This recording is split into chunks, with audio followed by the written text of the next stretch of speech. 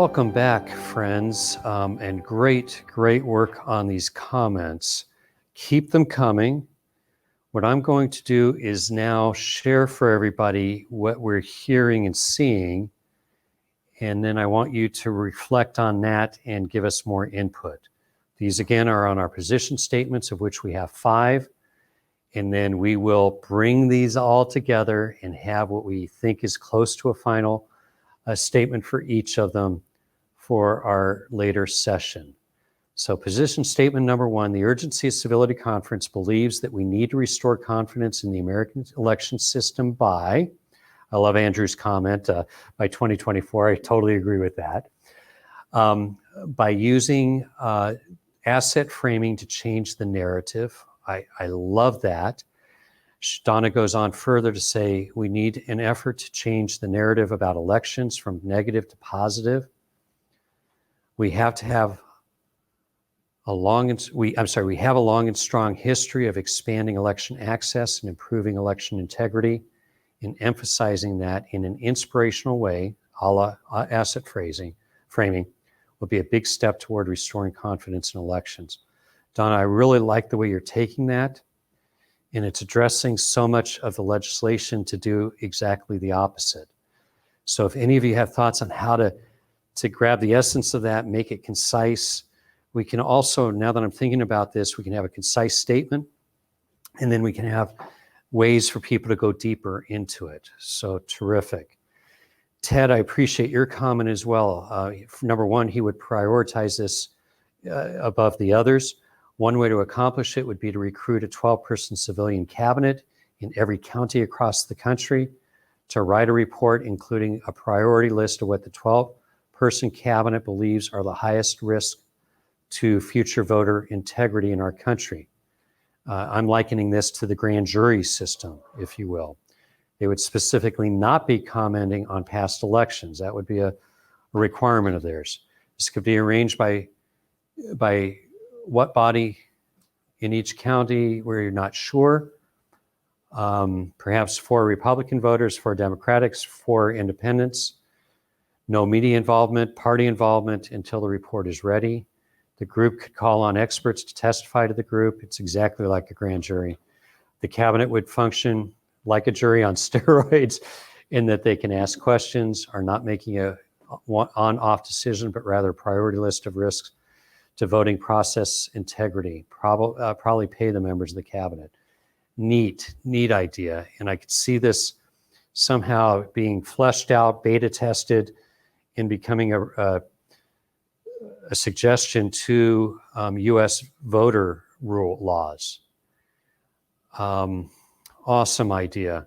And then Bob Sachs suggesting reintroducing a bipartisan support of the fairness doctrine. So Bob found a creative backdoor way to bring back the fairness doctrine, which was not one of our top priorities. Okay, so now what I'm going to try to do is go to number 2, position statement number 2, which the Urgency of Civility Conference believes that in the interest of civility, our elected officials, we'll correct that typo, our elected officials need to return to the loyal opposition by respecting the art of compromise. Seeing your comments. So a return to the loyal opposition. Donna again is saying it seems that our efforts should be concentrated on encouraging voters to hold their representatives responsible for behaving like a loyal opposition instead of as stubborn obstructionists. Exactly. We have no direct power over elected officials, but voters do, even though many of them do not believe they do. I'm processing that. It's re-emphasizing the role of the elected official and also our responsibility as the voters. Engage in the civil dialogue process as a tool to accomplish this. Excellent suggestion, Bob. And Scott is suggesting reframing it to say, in the interest of maintaining our democracy. First of all, I like the way you're going with that right away. Our elected officials need to return to the loyal opposition, civil discussion, and respecting the art of compromise to benefit we the people. Holy cow, did you just state that well? I'm going to suggest that that become the position statement, and we work on that, incorporating these other comments. That work, Caroline? Awesome.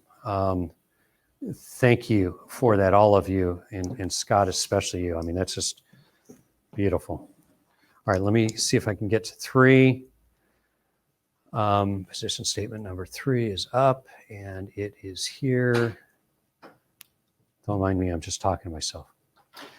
The conference believes that the act of voting needs to become easily accessible to all. This means expanding the voting hours and increasing voter accessibility to all demographics. This includes accommodations for non-speaking, English-speaking citizens, differently abled, and those in need of special assistance throughout the process. Ted believes this can be included in the citizen panel process of session 1. I see the potential there. Donna, and thank you all for weighing in, and we invite other comments as well. Donna would like to add something to the effect of that these measures respect the rights of all citizens and have their votes contribute to decision-making. Make this the reason voting needs to be accessible. In order for all citizens to contribute to decision-making through their votes, the conference believes. That's excellent. And we will reframe that statement. And then Bob, also consider returning to paper balloting, even though it may slow down the process, to improve the integrity of the process, I gather is where Bob's going with that. Awesome. I think we have a really, really good basis there.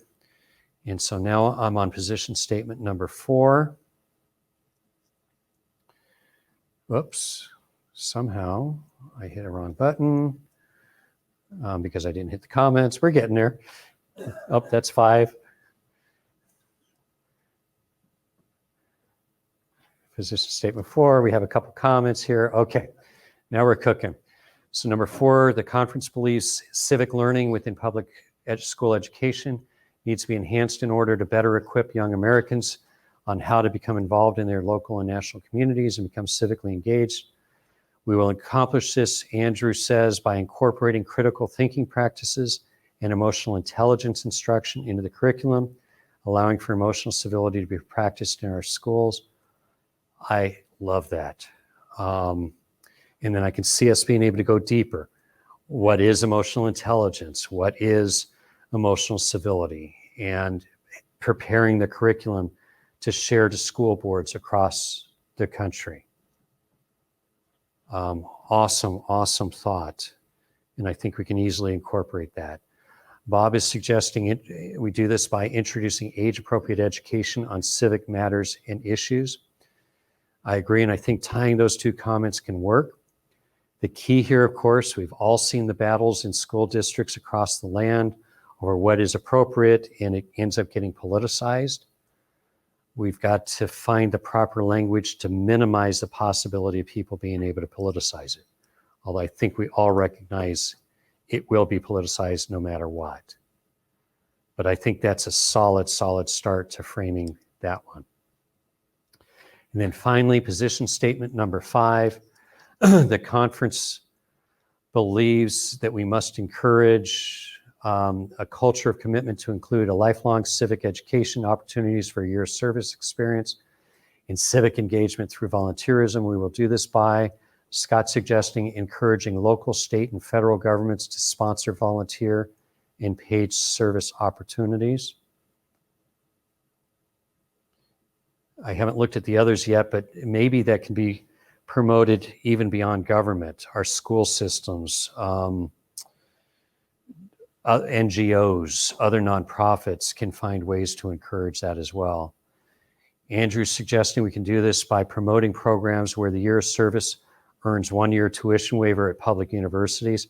That certainly seems to be consistent with President Biden's objectives. Maybe we can promote it somehow through his administration. I don't know if he has a commission working on this or what have you. Ted's suggesting we consider a requirement to pass the immigration to citizenship test an oath as a requirement to voting. If not 18, at 18 by then at a higher age when the person is ready. Consider 1 to 2 years service before being eligible for unemployment, tuition assistance, or Social Security benefits. Fun to think about, but the devil, of course, is in the details. Wow, there's a lot to chew on there, Ted. Some neat thoughts, even if it's just encouraged for those things. I know the recently made citizens that I've come across know more about our country and our government than I do. All right, and then Bob's suggesting promoting an appreciation of the common good and how doing this helps everyone. Bob, maybe that could even be in our position statement itself. Phenomenal work, folks. This is absolutely terrific. You've given us a lot of work to do here in the interim. The assurance I give you is that we will do just that. Let me just do a quick check with my folks here in the command room. Do we have our next presenters on with us? Awesome. You just allowed me to wipe away the bead of sweat. And we will be getting ready for our next session here. I'd like to give away a book. And I'm trying to think of a clever way to do it.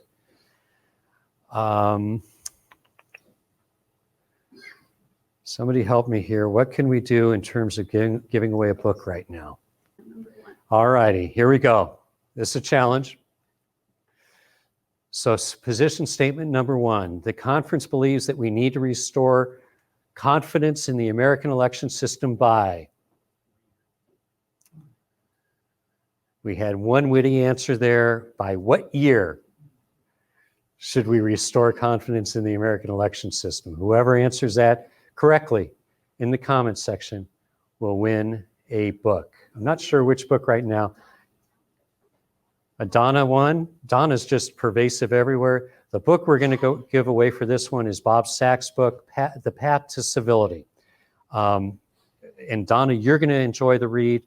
And the rest of you, I encourage you to order it. Again, we'll give you resources to order all these books.